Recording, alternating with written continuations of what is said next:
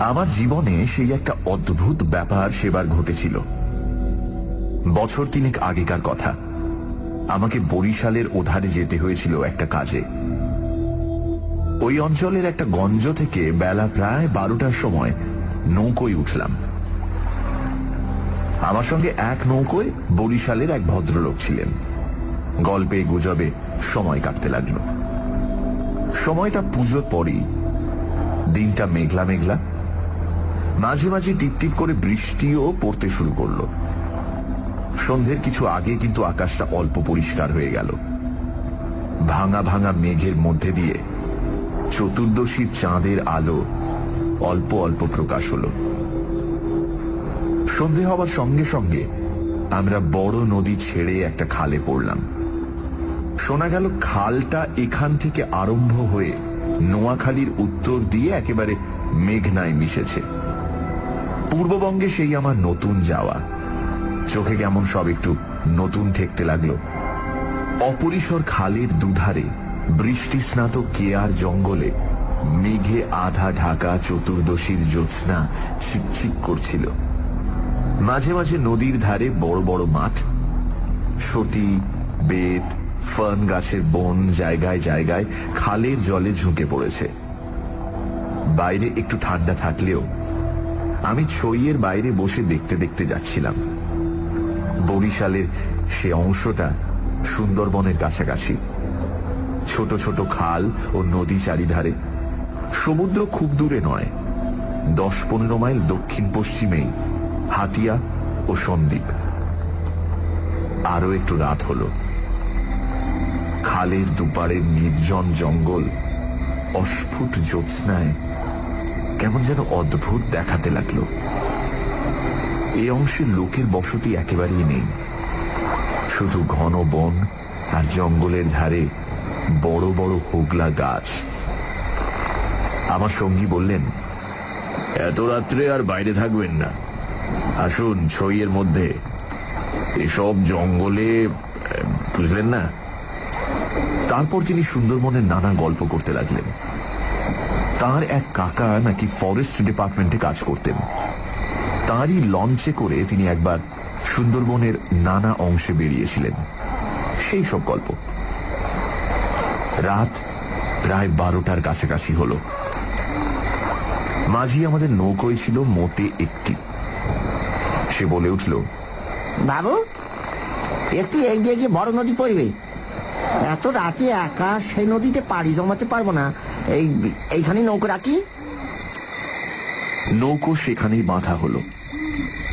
এদিকে বড় বড় গাছের আড়ালে চাঁদ অস্ত গেল। দেখলাম অপ্রশস্ত খালের দুধারেই অন্ধকারে ঢাকা ঘন জঙ্গল। চারিদিকে কোনো শব্দ নেই। পতঙ্গগুলো পর্যন্ত চুপ করেছে।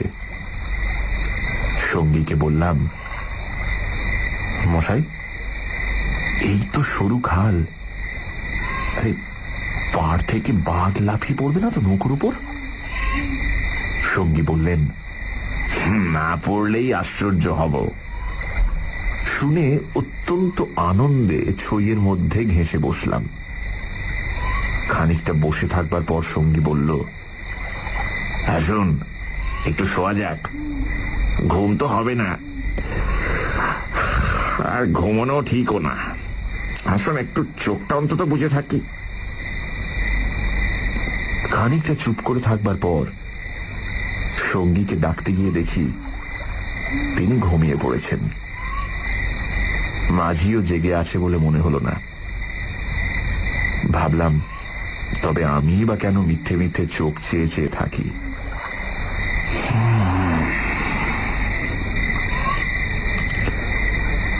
তারপর যা ঘটল সেটি আমার জীবনের এক অদ্ভুত অভিজ্ঞতা।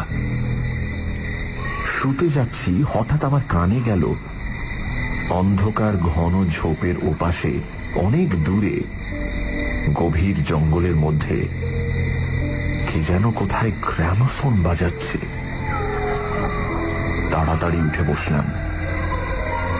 গ্রামোফোন? এই বনে এত রাতে গ্রামোফোন বাজাবে কে? কান পেতে শুনলাম গ্রামাফোন না,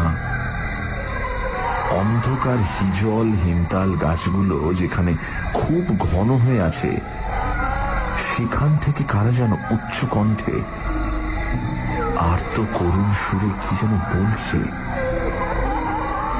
খানিকটা শুনে মনে হলো সেটা একাধিক লোকের সমবেত কণ্ঠস্বর। প্রতিবেশীর তেতলার ছাদে গ্রামোফোন বাজলে যেমন খানিকটা স্পষ্ট খানিকটা অস্পষ্ট অথচ বেশ একটা একটানা সুরের ঢেউ এসে কানে পৌঁছয়, এও অনেকটা সেইভাবে। মনে হলো যেন কতকগুলো অস্পষ্ট বাংলা ভাষার শব্দ কানে গেল, কিন্তু ধরতে পারা গেল না কথাগুলো কি। শব্দটা মাত্র মিনিট খানেক স্থায়ী হলো, তারপরই অন্ধকার বনভূমি যেমন নিস্তব্ধ ছিল আবার তেমনি নিস্তব্ধ হয়ে গেল। তাড়াতাড়ি ছইয়ের বাইরে এলাম।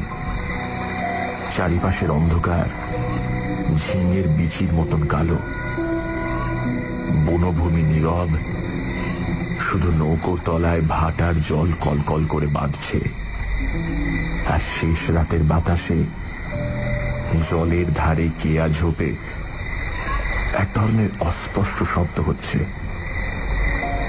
পাড় থেকে দূরে হিজল গাছের কালো গুঁড়িগুলোর অন্ধকারে এক অদ্ভুত চেহারা হয়েছে।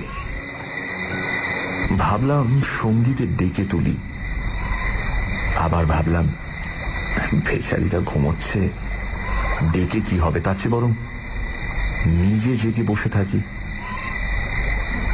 দাঁড়িয়ে দাঁড়িয়ে একটা সিগারেট ধরালাম, তারপর আবার ছইয়ের মধ্যে ঢুকতে যাব এমন সময় সেই অন্ধকারে ঢাকা বিশাল বনভূমির কোন অংশ থেকে সুস্পষ্ট উচ্চ আর্ত করুণ কণ্ঠের মতো তীক্ষ্ণ স্বর তীরের মতন জমাট অন্ধকারের বুক চিরে আকাশে উঠল।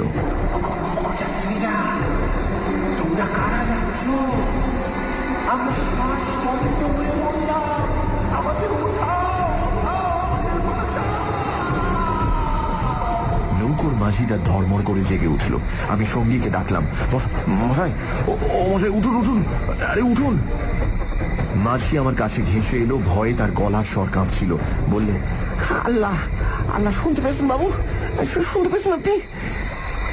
সঙ্গী উঠে জিজ্ঞাসা করলো, কি মশাই, ডাকলেন কেন? কোন জানোয়ার টানোয়ার নাকি? আমি ব্যাপারটা বললাম। তিনিও তাড়াতাড়ি ছইয়ের বাইরে এলেন। তিনজনে মিলে কান খাড়া করে রইলুম। চারিদিক আবার চুপ। ভাটার জল নৌকোর তলায় বেঁধে আগের চেয়েও জোরে শব্দ হচ্ছিল। সঙ্গী মাঝিকে জিজ্ঞেস করলেন, এটা কি তবে? মাঝি বললে, হ্যাঁ বাবু, মাই কীর্তিপাশার গড়। সঙ্গী বললে, তবে তুই এত রাতে এখানে নৌকো রাখলি কেন? বেকুব কোথাকার। মাঝি বললে, 380 বলেই রেখেছিল বাবু, এই ভাটার টানে নৌকো পিছিয়ে দেওয়া তো জোর ছিল না। কথাবার্তার ধরন শুনে সঙ্গীকে বললাম, কি মশাই, কি ব্যাপার? আপনি কিছু জানেন নাকি? ভয় যত না হোক, বিস্ময়ে আমরা কেমন হয়ে গিয়েছিলাম। সঙ্গী বললেন, ওরে, তোর সে কেরোসিনের ডিবেটা জাল। আরে আলো জেলে বসে থাকা যাক, রাত তো এখনো ঢের। মাঝিকে বললাম, তুই শব্দটা শুনতে পেয়েছিলি? সে বলল, হ্যাঁ বাবু, এই আওয়াজ কানে গিয়েই তো আমার ঘুম ভেঙে গেল। আমি আরো দুবার নৌকো বেয়ে যেতে যেতে ও ডাক শুনেছি।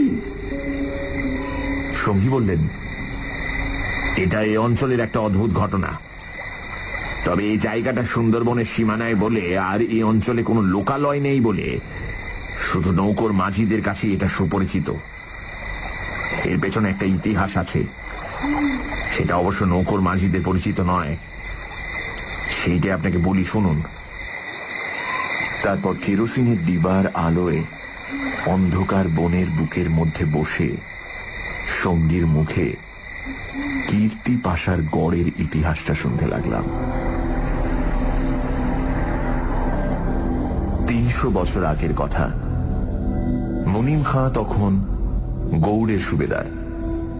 এই অঞ্চলে তখন 12 ভূঁইয়ার 2 প্রতাপশালী ভূঁইয়া রাজা রামচন্দ্র রায় ও ঈসা খাঁ মসনদে আলীর খুব প্রতাপ। মেঘনার মোহনার বাহির সমুদ্র, যাকে এখন সন্দ্বীপ চ্যানেল বলে, সেখানে তখন মগ আর পর্তুগিজ জলদস্যুরা শিকারের খোঁজে ওত পেতে বসে থাকত। সে সময় এখানে এরকম জঙ্গল ছিল না। এই সমস্ত জায়গা কীর্তি রায়ের অধিকারে ছিল। এইখানে তার সুদৃঢ় দুর্গ ছিল। মগ জলদস্যুদের সঙ্গে তিনি অনেকবার লড়েছিলেন। তার অধীনে সৈন্য সামন্ত, কামান, যুদ্ধের কোষা সবই ছিল। সন্দ্বীপ তখন ছিল পর্তুগিজ জলদস্যুদের প্রধান আড্ডা। এদের আক্রমণ থেকে আত্মরক্ষা করবার জন্য এই অঞ্চলের সকল জমিদারকেই সৈন্যদল দৃঢ় করে গড়তে হতো। এ বনের পশ্চিম ধার দিয়ে তখন আরেকটা খাল বড় নদীতে পড়ত। বনের মধ্যে তার চিহ্ন এখনো আছে। কীর্তি রায় অত্যন্ত অত্যাচারী এবং দুর্ধর্ষ জমিদার ছিলেন। তার রাজ্যে এমন সুন্দর মেয়ে কমই ছিল যে তার অন্তঃপুরে একবার না ঢুকেছে। তাছাড়া তিনি নিজেও এক প্রকার জলদস্যুই ছিলেন। তার নিজের অনেকগুলো বড় ছিপ অর্থাৎ ছোট নৌকো ছিল। কীর্তি রায়ের পাশের জমিদারি ছিল কীর্তি রায়ের বন্ধুর। এরা ছিলেন চন্দ্রদ্বীপের রাজা রামচন্দ্র রায়ের পত্তনিদার। অবশ্য সে সময় অনেক পত্তনিদারের ক্ষমতা এখনকার স্বাধীন রাজাদের চেয়ে বেশি ছিল। কীর্তি রায়ের বন্ধু মারা গেলে তার তরুণ বয়স্ক পুত্র নরনারায়ণ রায় পিতার জমিদারির ভার পান। নরনারায়ণ তখন সবে যৌবনে পদার্পণ করেছেন। অত্যন্ত সুপুরুষ, বীর এবং শক্তিমান। নরনারায়ণ কীর্তি রায়ের পুত্র চঞ্চল রায়ের সমবয়সী ও বন্ধু। সেবার কীর্তি রায়ের নিমন্ত্রণে নরনারায়ণ রায় তাঁর রাজ্যে দিন কতকের জন্য বেড়াতে এলেন। চঞ্চল রায়ের তরুণী পত্নী লক্ষ্মী দেবী স্বামীর বন্ধু নরনারায়ণকে দেওরের মতন স্নেহের চোখে দেখতে লাগলেন। 2-1 দিনের মধ্যেই কিন্তু সে স্নেহের চোটে নরনারায়ণকে বিব্রত হয়ে উঠতে হল। নরনারায়ণ রায় তরুণ বয়স্ক হলেও একটু গম্ভীর প্রকৃতির। বিদ্যুৎ চঞ্চলা তরুণী বন্ধু পত্নীর ব্যঙ্গ পরিহাসে গম্ভীর প্রকৃতি নরনারায়ণের মান বাঁচিয়ে চলা দুষ্কর হয়ে পড়ল। স্নান করে উঠেছেন, মাথার পাগড়ি খুঁজে পাওয়া যায় না। নানা জায়গায় খুঁজে হয়রান হয়ে তার আশা ছেড়ে দিয়ে বসে আছেন। হঠাৎ কখন নিজের বালিশ তুলতে গিয়ে দেখেন তার নিচেই পাগড়ি চাপা আছে, যদিও এর আগেও তিনি বালিশের নিচেই খুঁজেছেন। তার প্রিয় তলোয়ারটা দুপুর থেকে বিকেলের মধ্যে 5 বার হারিয়ে গেল, আবার 5 বারই সম্পূর্ণ অপ্রত্যাশিত জায়গা থেকে খুঁজে পাওয়া গেল। পানে এমন সব জিনিসের সমাবেশ হতে লাগলো যা কোনো কালেই পানের উপকরণ নয়। বন্ধুপত্নীর সঙ্গে কিছুতেই এঁটে উঠতে না পেরে অত্যাচার জর্জরিত নরনারায়ণ রায় ঠিক করলেন তার বন্ধুর স্ত্রীটি একটু ছিটগ্রস্ত। বন্ধুর দুর্দশায় চঞ্চল রায় মনে মনে খুশি হলেও বাইরের স্ত্রীকে বললেন, 2 দিনের জন্য এসেছে বেচারি, ওকে তুমি যে রকম বিব্রত করে তুলেছ ও আর কখনো এখানে আসবে না। দিন কয়েক এরকম কাটবার পর কীর্তি রায়ের আদেশে চঞ্চল রায়কে কি একটা কাজে হঠাৎ গৌড়ে যাত্রা করতে হলো। নরনারায়ণ রায়ও বন্ধুর স্ত্রী কখন যে কি করে বসে সেই ভয়ে কয়েকদিন কাটানোর পর নিজের বজরায় উঠে হাঁপ ছেড়ে বাঁচলেন। যাবার সময় লক্ষ্মী দেবী বলে দিলেন, এবার আবার যখন আসবে ভাই, এমন একটা বিশ্বাসী লোক সঙ্গে এলো যে রাত দিন তোমার জিনিসপত্র ঘরে বসে পাহারা দেবে, বুঝলে? নরনারায়ণ রায়ের বজরা রায়মঙ্গলের মোহনা ছাড়িয়ে যাবার একটু পরেই জলদস্যুদের দ্বারা আক্রান্ত হল। তখন দুপুরবেলা সমুদ্রের সেই অংশে এমন কোন নৌকো ছিল না যারা সাহায্য করতে আসতে পারে। সেটা রায়মঙ্গল আর কালাবদর নদীর মুখ। সামনেই সমুদ্র, সন্দ্বীপ চ্যানেল জলদস্যুদের প্রধান ঘাঁটি। নরনারায়ণের বজরার রক্ষীরা কেউ হত হল, কেউ সাংঘাতিক জখম। নিজে নরনারায়ণ দস্যুদের আক্রমণ প্রতিহত করতে গিয়ে হাঁটুতে কিসের খোঁচা খেয়ে অজ্ঞান হয়ে পড়লেন। জ্ঞান হবার পর দেখতে পেলেন তিনি এক অন্ধকার জায়গায় শুয়ে আছেন। তার সামনে কি যেন একটা বড় নক্ষত্রের মতন জ্বলছে। খানিকক্ষণ জোরে চোখের পলক ফেলবার পর তিনি বুঝলেন যাকে তারা বলে মনে হয়েছিল তা আসলে একটি ছোট জানালা থেকে ঢুকে আসা বাইরের আলো। নরনারায়ণ দেখলেন তিনি একটি অন্ধকার ঘরের ভেজা মেঝের উপর শুয়ে আছেন। ঘরের দেয়ালের জায়গায় জায়গায় সবুজ শ্যাওলার দল গজিয়েছে। সানডে সাসপেন্স, শুধুমাত্র radio Mirchi 98.3 FM A. It's hot. শুনছেন বিভূতিভূষণ বন্দ্যোপাধ্যায়ের লেখা অভিশপ্ত। গল্পের কথক সুন্দরবনের এক অঞ্চলে কাজে এসেছেন নৌকায় করে। রাতের দিকে জঙ্গলের মধ্যে নদীর পাড় থেকে শুনলেন অদ্ভুত কিছু শব্দ। কারা যেন চিৎকার করে কিছু বলছে। মাঝি বলল এই জায়গাটার নাম কীর্তি পাশার গড়।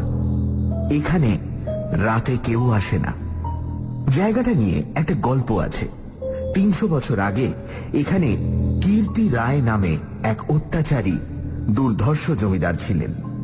তিনি তার প্রতিবেশী জমিদারের পুত্র নরনারায়ণ রায়কে আমন্ত্রণ জানান। নরনারায়ণ রায় কিছুদিনের জন্য কীর্তি রায়ের পুত্র চঞ্চল রায়ের সঙ্গে সময় কাটাতে আসেন।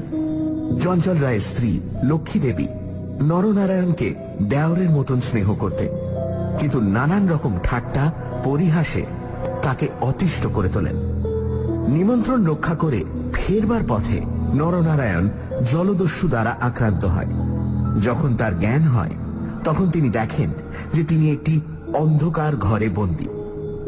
তারপর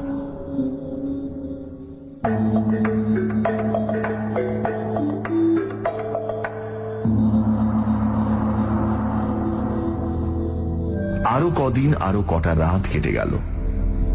কেউ তার জন্য কোনো খাবার আনলো না। তিনি বুঝলেন যারা তাকে এখানে এনেছে তাকে না খেতে দিয়ে মেরে ফেলাই তাদের উদ্দেশ্য। মৃত্যু, সামনে নির্মম মৃত্যু।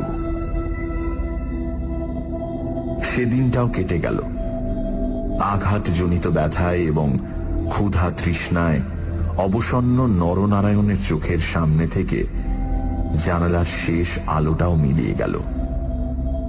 তিনি অন্ধকার ঘরের পাথরের মেঝেতে শুয়ে অধীরভাবে মৃত্যুর অপেক্ষা করতে লাগলেন। অনেকক্ষণ পরে, কতক্ষণ পরে তা তিনি বুঝতে পারলেন না, হঠাৎ আলো চোখে লেগে তার তন্দ্রা ঘোর কেটে গেল। বিস্মিত নরনারায়ণ চোখ মেলে দেখলেন তার সামনে প্রদীপ হাতে দাঁড়িয়ে তার বন্ধুর স্ত্রী লক্ষ্মী দেবী। কথা বলতে গিয়ে লক্ষ্মী দেবীর ইঙ্গিতে নরনারায়ণ থেমে গেলেন। লক্ষ্মী দেবী হাতের প্রদীপটি আঁচল দিয়ে ঢেকে নরনারায়ণকে তার অনুসরণ করতে ইঙ্গিত করলেন। একবার নরনারায়ণের সন্দেহ হল এসব স্বপ্ন নয়তো, কিন্তু ওই যে দীপশিখার উজ্জ্বল আলোয় ভিজে দেয়ালে সবুজ শ্যাওলার দল স্পষ্ট দেখা যাচ্ছে। নরনারায়ণ শক্তিমান যুবক, ক্ষুধায় দুর্বল হয়ে পড়লেও নিশ্চিত মৃত্যুর গ্রাস থেকে বাঁচবার উৎসাহে তিনি দ্রুত পায়ে বন্ধুপত্নীর পেছন পেছন চললেন। একটা বাঁকা পাথরের সিঁড়ি দিয়ে উপরে উঠে একটি দীর্ঘ সুড়ঙ্গ পার হবার পর তিনি দেখলেন যে তারা কীর্তি রায়ের প্রাসাদের সামনের খাল ধারে এসে পৌঁছেছেন। লক্ষ্মী দেবী একটা ছোট বেতে বোনা থলি বার করে তার হাতে দিয়ে বললেন, এতে খাবার আছে, এখানে খেও না। তুমি সাঁতার জানো, খাল পার হয়ে ওপারে গিয়ে কিছু খেয়ে নাও, তারপর যত শিগগির পারো পালিয়ে যাও। ব্যাপারটা কি নরনারায়ণ রায় একটু একটু করে বুঝলেন। তার বিস্তৃত জমিদারি কীর্তি রায়ের জমিদারির পাশেই, এবং তার অবর্তমানে কীর্তি রায় ভবিষ্যৎ জমিদার। অত বড় বিস্তৃত ভূসম্পত্তি সৈন্য সামন্ত কীর্তি রায়ের হাতে এলে তিনি কি আর কিছু গ্রাহ্য করবেন? প্রদীপের আলোয় নরনারায়ণ দেখলেন তার বন্ধুপত্নীর মুখে সে চটুল হাসি রেখার চিহ্ন নেই। তার মুখখানি সহানুভূতিতে ভরা মাতৃমুখের মতন স্নেহ কোমল হয়ে এসেছে। তাদের চারপাশে গাঢ় অন্ধকার, মাথার উপর আকাশের বুক চিরে দিগন্ত বিস্তৃত উজ্জ্বল ছায়াপথ, কাছেই খালের জল জোর ভাটার টানে তীরের হোগলা গাছ দুলিয়ে কলকল শব্দে বড় নদীর দিকে ছুটেছে।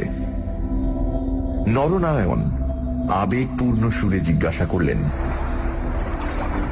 বউ ঠাকুরুন, চঞ্চল কি এর মধ্যে আছে?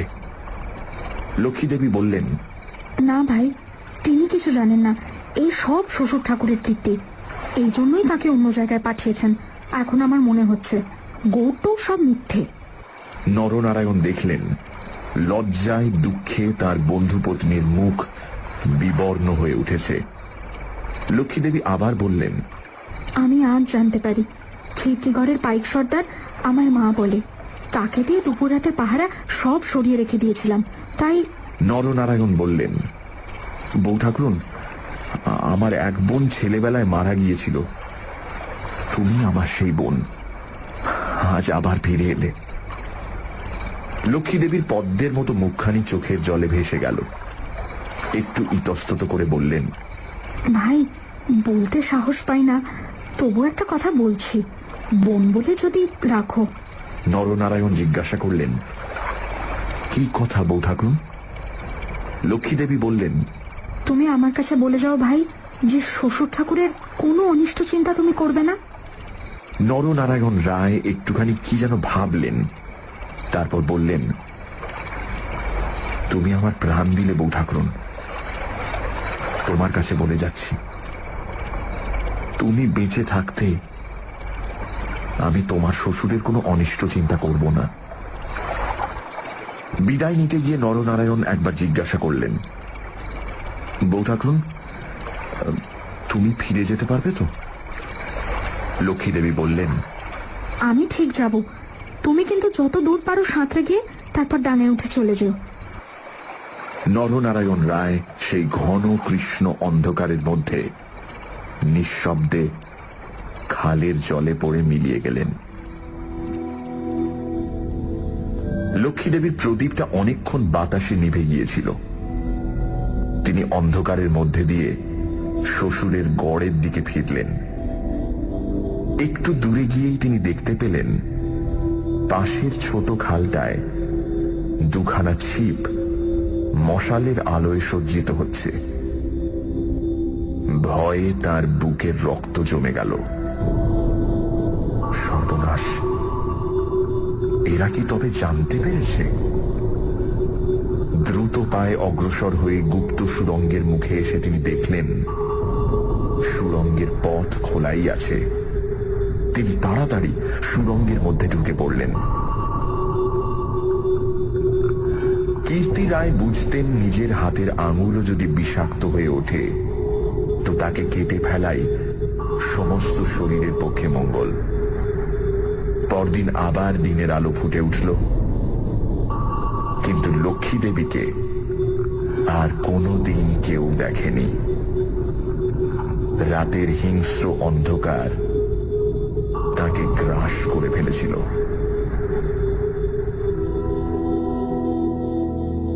নরনারায়ণ রায় নিজের রাজধানীতে বসে সব শুনলেন। গুপ্ত সুড়ঙ্গের দুধারের মুখ বন্ধ করে কীর্তি রায় তাঁর পুত্রবধূর শ্বাসরোধ করে তাকে হত্যা করেছেন। শুনে তিনি চুপ করে রইলেন। এর কিছুদিন পরে তার কানে গেল বাসুন্তার লক্ষণ রায়ের মেয়ের সঙ্গে খুব তাড়াতাড়ি চঞ্চলের বিয়ে। সেদিন রাতে চাঁদ ওঠার পর নিজের প্রাসাদের ছাদে বেড়াতে বেড়াতে চারিদিকের শুভ্র সুন্দর আলোর সাগরের দিকে দৃষ্টিপাত করে দৃঢ় চিত্ত নরনারায়ণ রায়েরও চোখের পাতা যেন ভিজে উঠল।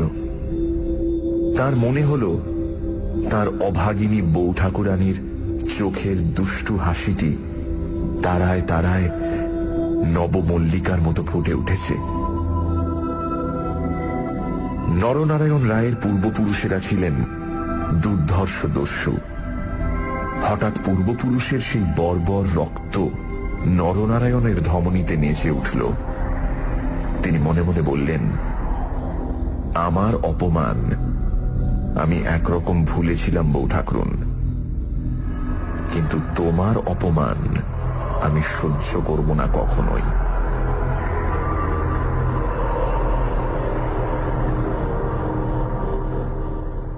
কিছুদিন কেটে গেল।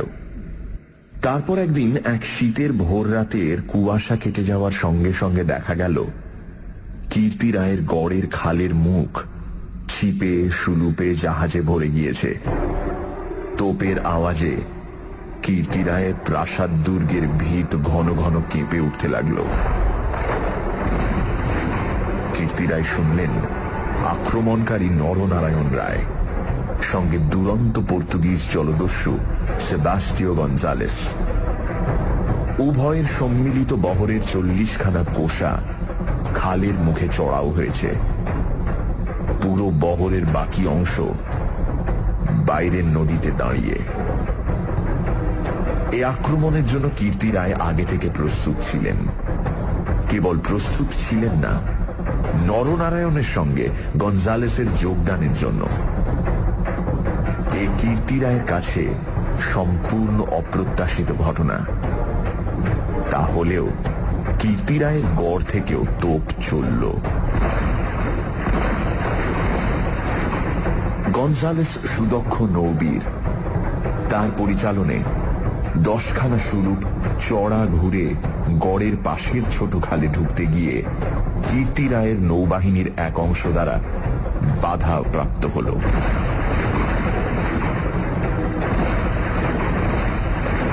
গড়ের কামান সেদিকে এত প্রখর যে খালের মুখে দাঁড়িয়ে থাকলে বহর মারা পড়ে। গঞ্জালেস 2খানা কামানবাহী সুলুপ ছোট খালের মুখে রেখে বাকিগুলো সেখান থেকে ঘুরিয়ে এনে চড়ার পিছনে দাঁড় করালো।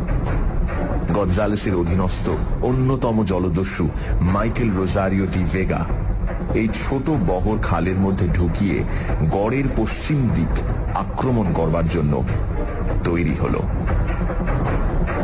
অতর্কিত আক্রমণে কীর্তি রায়ের নৌবাহিনী শত্রু বহর দ্বারা ছিপিয়াটা বোতলের মতন খালের মধ্যেই আটকে গেল। বাইরের বড় নদীতে গিয়ে যুদ্ধ দেবার মতন ক্ষমতা তাদের আদৌ রইল না।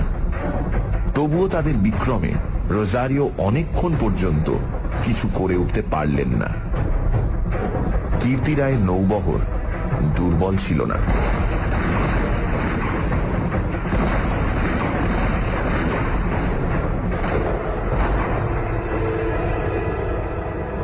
বিকেলের দিকে রোজারিওর কামানের মুখে গড়ের পশ্চিম দিকটা একেবারে হুমড়ি খেয়ে পড়ে গেল। নরনারায়ণ রায় দেখলেন প্রায় 30খানা কোষা জখম অবস্থায় খালের মুখে পড়ে। কীর্তি রায়ের গড়ের কামানগুলো সব চুপ। নদীর দুপাড় ঘিরে সন্ধে নেমে আসছে। উপরে নিস্তব্ধ নীল আকাশে কেবলমাত্র এক ঝাঁক শকুনি কীর্তি রায়ের গড়ের উপর চক্রাকারে ঘুরছে। হঠাৎ নরনারায়ণ রায়ের চোখের সামনে বন্ধু পত্নীর কাতর মিনতিপূর্ণ সেই চোখ দুটি মনে পড়ল। তীব্র অনুশোচনায় তার মন তখনই ভরে উঠল। তিনি করেছেন কি? এই রকম করে কি তিনি তার স্নেহময়ী প্রাণদাত্রীর শেষ অনুরোধ রাখতে এসেছেন? নরনারায়ণ রায় হুকুম জারি করলেন, কীর্তি রায়ের পরিবারের এক প্রাণীরও যেন প্রাণহানি না হয়। একটু পরেই সংবাদ এলো গড়ের মধ্যে কেউ নেই। নরনারায়ণ রায় বিস্মিত হলেন। তিনি তক্ষুনি নিজে গড়ের মধ্যে ঢুকলেন। তিনি এবং গঞ্জালেস গড়ের সমস্ত অংশ তন্ন তন্ন করে খুঁজলেন। দেখলেন সত্যি কেউ নেই। পর্তুগিজ বহরের লোকেরা গড়ের মধ্যে লুটপাট করতে গিয়ে দেখলেন মূল্যবান জিনিসপত্র বড় কিছু নেই। পরদিন দ্বীপ্রহর পর্যন্ত লুটপাট চলল। কীর্তি রায়ের পরিবারের একটি প্রাণীরও সন্ধান পাওয়া গেল না।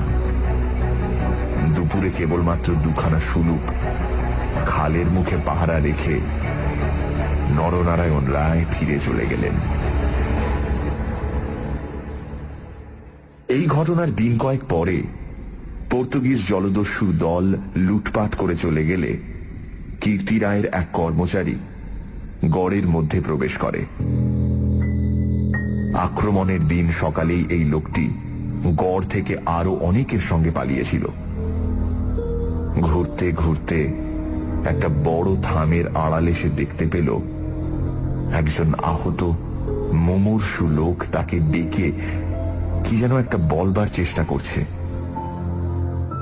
কাছে গিয়ে সে লোকটাকে চিনতে পারল। লোকটি কীর্তি রায়ের পরিবারের এক বিশ্বস্ত পুরনো কর্মচারী। তার মৃত্যুকালীন অস্পষ্ট কথায় আগন্তুক কর্মচারীটি মোটামুটি যা বুঝল তাতেই তার কপাল ঘেমে উঠল।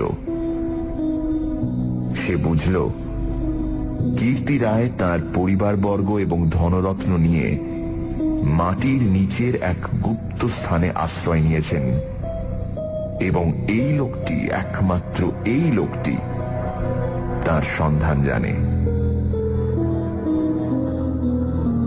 তখনকার আমলে কেউ এই গুপ্ত পথগুলি না খুলে দিলে সেখান থেকে বেরুবার উপায় কিন্তু ছিল না। কোথায় সে মাটির নিচে ঘর তা স্পষ্ট করে বলবার আগেই আহত লোকটি মারা গেল। বহু অনুসন্ধানেও গড়ের কোন অংশে সে গুপ্ত গৃহ ছিল সেটার কেউই সন্ধান দিতে পারল না। ওই ছোট খালটা প্রকৃতপক্ষে সন্দীপ চ্যানেলেরই একটা খাড়ি। খাড়ির ধার থেকে একটুখানি গেলে গভীর অরণ্যের ভেতর কীর্তি রায়ের গড়ের বিশাল ধ্বংসস্তূপ এখনো বর্তমান আছে, দেখা যাবে। বহুদিন থেকেই এখানে একটা অদ্ভুত ব্যাপার ঘটে থাকে। দুপুর রাতে গভীর বনভূমি যখন নীরব হয়ে যায়, হিনতাল হিজল গাছের কালো গুঁড়িগুলো অন্ধকারে যখন বনের মধ্যে প্রেতের মতো দাঁড়িয়ে থাকে, সন্দীপ চ্যানেলের জোয়ারের ঢেউয়ে লোনা জল খাড়ির মুখে জোনাকির মতন জ্বলতে থাকে, তখন খাল দিয়ে নৌকো বেয়ে যেতে যেতে মোম মধু সংগ্রাহকেরা কতবার সে শুনেছে অন্ধকার বনের এক গভীর অংশ থেকে কারা যেন আর্তস্বরে চিৎকার করছে,